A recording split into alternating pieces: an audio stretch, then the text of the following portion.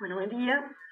Bienvenidos al módulo 9 de Educación con Soporte Virtual en el programa de expertos de e-learning de Padlet. Es una presentación hecha por Eliana Vigay y básicamente es una actividad que pretende dar respuesta a la siguiente interrogante. ¿Cómo generar un proyecto de e-learning entre la clase presencial y el aula virtual? Intentaré en estos breves minutos poder hacer una aproximación para dar respuesta a cómo generar este tipo de proyectos. Para eso necesitamos, por supuesto, centrarnos en los datos informativos específicos de esta actividad. La asignatura donde se incorporará el sistema de learning será Fundamentos de Biología del segundo semestre de la Universidad Pedagógica Experimental Libertador Itismar de Maracay. La especialización sería Ciencias Biológicas, es decir, para estudiantes dirigidos a estudiantes de Ciencias Biológicas.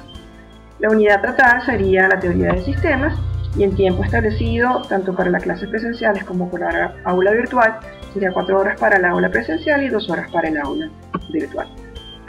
¿Cómo formularía el plan de trabajo? ¿Cómo se formularía el plan de trabajo en relación a la actividad de learning? Cubriríamos en ambos aspectos, tanto para la clase presencial como para la clase o el aula virtual, el factor competencias, los objetivos de aprendizaje que se van a establecer para este tipo de aprendizaje, alternabilidad entre el aula o la clase presencial y el aula virtual, los contenidos específicos de ambas clases o de ambas aulas, sus estrategias, las actividades a seguir, los recursos y por supuesto el sistema de evaluación o la forma de evaluación de esta unidad temática.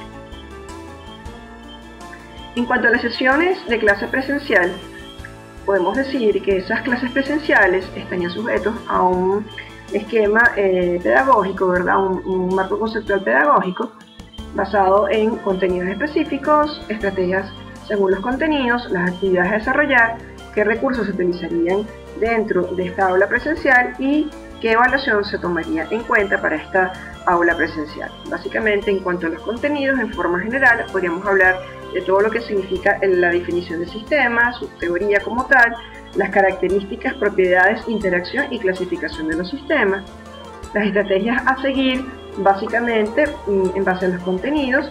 Por supuesto va a haber actividades de tipo motivacional, explicaciones de datos en general sobre la teoría del sistema. El tipo de metodología también lleva consigo un método explicativo de preguntas y respuestas y por supuesto dentro de la estrategia tratar de caracterizar lo más que se pueda los componentes del sistema.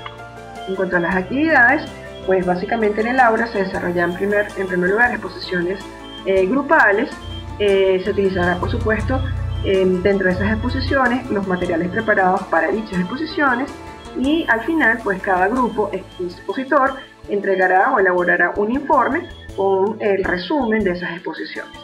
Los recursos son los tradicionales, documentos, tipos de texto, material audiovisual, láminas ilustrativas, carteles, etc.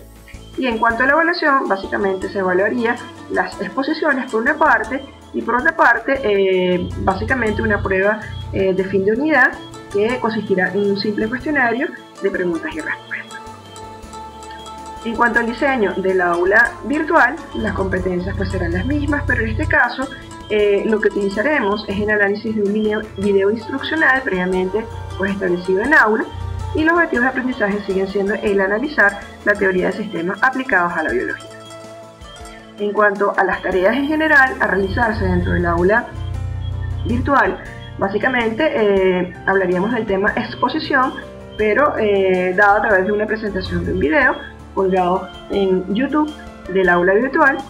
En cuanto a las capacidades constructivas del aprendizaje, básicamente se desarrollarán a través de lo que sería el chat, el foro, un wiki, donde se discutirían los diferentes aspectos observados y analizados en la presentación del video. En cuanto al rebote, que no es más que la interacción, los estudiantes, de modo particular, podrían generar revistas o podrían generar otros videos o documentos que se podrían estar enlazando con el blog de la asignatura.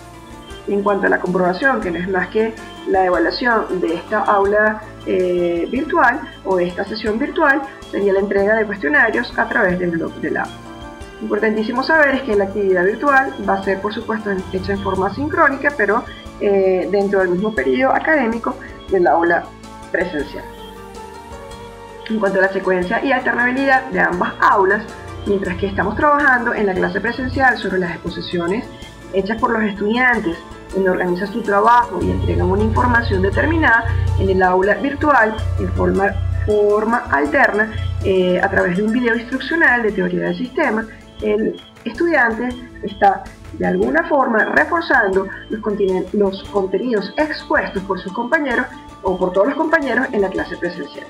En cuanto a explicar propiamente lo que es la teoría del sistema, lo que explicarían en definitiva pues los estudiantes dentro de su clase y posteriormente en la realización de la prueba en forma alternativa y secuencial, pues obviamente también estaría todo el análisis de la exposición sobre la teoría del sistema, que también se vio a través del video, y resolver un cuestionario que será por supuesto colgado en el blog del aula virtual.